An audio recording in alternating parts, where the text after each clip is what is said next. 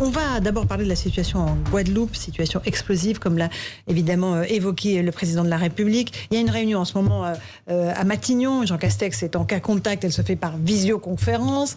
Donc, malgré tout, il va y avoir des décisions qui seront prises parce qu'il y a eu un certain nombre de scènes de pillage, d'émeutes pendant tout le week-end. Une inquiétude assez forte puisque les locaux de la douane ont été pillés avec des armes de guerre qui ont été volées par les émeutiers. Donc, tout ça, évidemment, fait que la situation est compliquée. On écoute juste Emmanuel Macron et on en débat ensuite.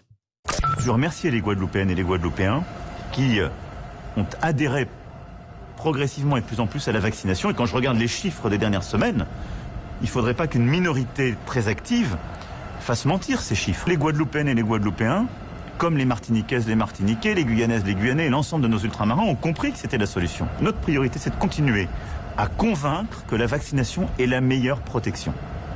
Et ne rien céder aux mensonges, au détournement d'informations et à la manipulation par certaines et certains de cette situation. Il y a une situation qui est très explosive, qui est liée à un contexte très local, à des tensions qu'on connaît et qui sont historiques, et aussi à certains intérêts qui cherchent un peu à utiliser ce contexte et l'anxiété. Expliquer, expliquer, expliquer, convaincre, convaincre, convaincre, parce qu'on ne joue pas avec la santé. Et on ne peut pas utiliser la santé des Françaises et des Français pour mener des combats politiques. Bruno Jeudi, Emmanuel Macron a bien compris l'urgence de la situation. Alors pour l'instant, il dit qu'elle est circonscrite, mais évidemment, il y a possibilité qu'elle fasse tache d'huile en métropole. Oui, il a bien compris parce qu'en Outre-mer, quand le feu s'allume, c'est très difficile de l'arrêter comme ça du jour au lendemain. Et il a bien compris que sans doute que il aurait du mal à circonscrire ça à la seule question sanitaire. C'est-à-dire que rapidement, ça va déborder les grandes crises aux Antilles et plus globalement dans les Outre-mer, comme il dit. C'est le cas aussi parfois à La Réunion. Quand ça démarre, ça devient difficile à enrayer. Donc on voit bien que d'emblée, c'est le Premier ministre qui a été mandaté pour parler aux élus, alors que manifestement, par exemple, le ministre d'Outre-mer n'y va pas tout de suite parce que ça ne suffirait pas. On voit bien qu'il faut passer tout de suite à un cran beaucoup plus important pour deux raisons. D'abord, il y a la question des minorités radicalisées, ultra-violentes, et ça c'est vrai. La deuxième chose, à mon sens, c'est qu'on n'a pas vu sur les dernières élections locales, régionales, dans les Outre-mer que ce sont des élus assez durs qui se sont mis en place dans beaucoup de ces collectivités, notamment le cas en Guadeloupe. Et du coup, les relais sur place du pouvoir sont assez limités et pas forcément importants. Et puis, il y a un contexte d'échec pour le gouvernement en matière de vaccination, parce que même si ça a progressé, ça reste extrêmement bas. Et ça, c'est quand même une forme d'échec qui s'explique par, ce serait long de l'expliquer, mais... Non, mais il y a un contexte sanitaire lié au chlordécone et au scandale du chlordécone depuis des années. Françoise Laborde. Oui, je dirais même que je trouve le ton et le propos du président presque... Alors bon, il est dans son rôle, il veut rassurer, mais presque un peu en dessous, quoi, parce que quand il parle de minorité active, on est au-delà de la minorité active, là. On est vraiment dans des situations qui sont... insurrectionnel. Oui, enfin, je veux dire, on n'est pas dans le quasi-insurrectionnel, on est dans l'insurrectionnel. Et on voit bien qu'on est déjà au-delà de la question sanitaire. Les quelques témoignages qu'on entend, c'est ma liberté. Donc on voit tout de suite sur quel front on se situe, c'est-à-dire l'opposition à la métropole, l'opposition à Paris, la revendication d'un particularisme ou d'une autonomie ou de je sais pas quoi. Ce qui me frappe en même temps, c'est qu'on n'a pas du tout de revendication indépendantiste dans ce magma. Mais c'est vrai que il y a toujours une tradition, si je puis dire, de la Guadeloupe d'être plus radicale dans ses expressions et dans ses revendications. Vous avez évoqué ces drames sanitaires précédents qui justifiaient en effet qu'aujourd'hui la population soit tellement méfiante à l'égard de tout ce qui peut venir de la métropole. Et puis il y a le risque de contamination, évidemment, à la Martinique, à la Réunion, à tous les territoires d'outre-mer. Et là, c'est sérieux. Contamination en parlant de Covid, c'est évidemment très, très bien trouvé. Louis Salter. En 2009, quand la mèche s'est allumée, justement, le mouvement LKP avait menée des semaines, qui s'était traduite par des violences, des appels à la grève. Et effectivement, du coup, c'est très difficile de calmer un mouvement qui, en plus, est insaisissable parce que vous avez une crise sanitaire à laquelle s'ajoute une crise sociale latente de fond qui n'a jamais été résolue depuis des années et qui concerne une grande partie de la population, et les minorités dont parle Emmanuel Macron, qui sont ces bandes de jeunes qui, la nuit, remplacent les manifestants pour aller saccager, ériger des barricades, piller, menacer, et parfois, si on en croit le ministre de l'Intérieur, tirer à balles réelles sur les forces de l'ordre. Donc à partir de là, quand Emmanuel Macron dit convaincre, expliquer. Donc, déjà en métropole, expliquer dans un contexte de crise sanitaire où toutes les inquiétudes ressortent, où les théories viennent alimenter la défiance.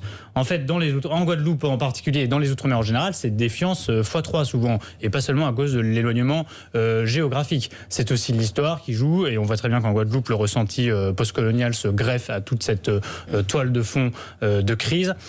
Et quand le gouvernement dit la réponse est sécuritaire, la réponse de court terme, oui, mais la réponse de long terme, elle revient à chaque fois qu'on fait des débats sur la situation en Guadeloupe, dans d'autres territoires d'outre-mer en difficulté, on l'a toujours pas pour l'instant. Et si on élargit un petit peu en dehors des territoires d'outre-mer, on voit qu'en Europe, il y a certains foyers, dans d'autres pays, où il y a des violences contre le pass sanitaire, contre les restrictions sanitaires. On peut imaginer un scénario comme ça en métropole, Bruno Jeudi.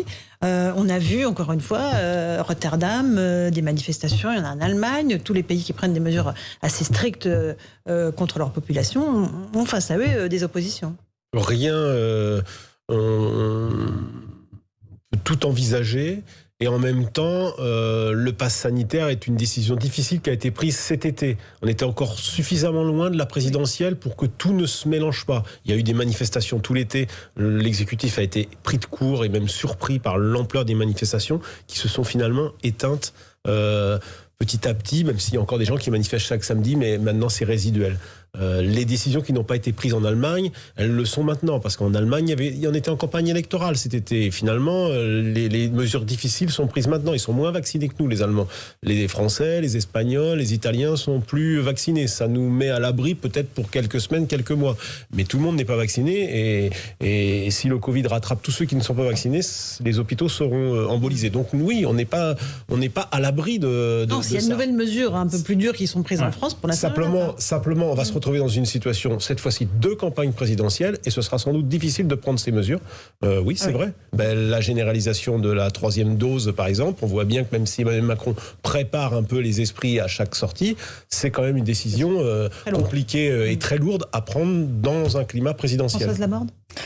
Il est clair que cette 3e dose, à un moment donné, il va falloir en effet faire en sorte de l'imposer. On a vu à chaque fois qu'on essaie de faire ça par tranche d'âge, petit à petit, en expliquant que on rajeunit à chaque fois, mais c'est clair qu'il va falloir prendre des mesures. Moi, je suis assez de l'avis de Bruno. Pour l'instant, on voit pas où l'affaire pourrait prendre, sauf un foyer particulier qui pourrait éclater. Alors foyer, là aussi, en parlant d'épidémie, c'est un paradoxe, mais j'allais dire des lieux de crispation d'une région à une autre, basés sur autre chose. On peut avoir un problème en Corse qui peut émerger, mais pas sur la raison sanitaire, parce qu'il y a d'autres difficultés de relations entre la région et le pouvoir central. Donc là, on peut imaginer qu'il y ait à nouveau une crispation. Mais une crispation sanitaire globale de l'ampleur de ce qui se passe en Guadeloupe, franchement, ça me semble pas... Non. Pareil pour vous, Louis. Comparé aux autres pays, il faut aussi voir qu'en France, le quoi qu'il en coûte est passé par là. C'est-à-dire que l'accompagnement étatique a quand même été globalement plus fort en France que dans beaucoup d'autres pays, et que donc des restrictions, quand restrictions il y a, ne mettent pas forcément en danger l'activité économique immédiate, et donc la vie en fait pour certains, tout ce qu'ils ont en fait peut être remis en cause par le Covid si l'État n'est pas là. En France, l'État était là. On se plaint souvent de la lourdeur de l'État. En temps de crise, ça peut quand même servir d'avoir un État pas lourd, mais interventionniste, et qui aide à passer le cap. Et d'ailleurs, les chiffres de la France en termes de reprise économique sont légèrement meilleurs que chez nos voisins, sans doute parce que le filet de sécurité était amélioré.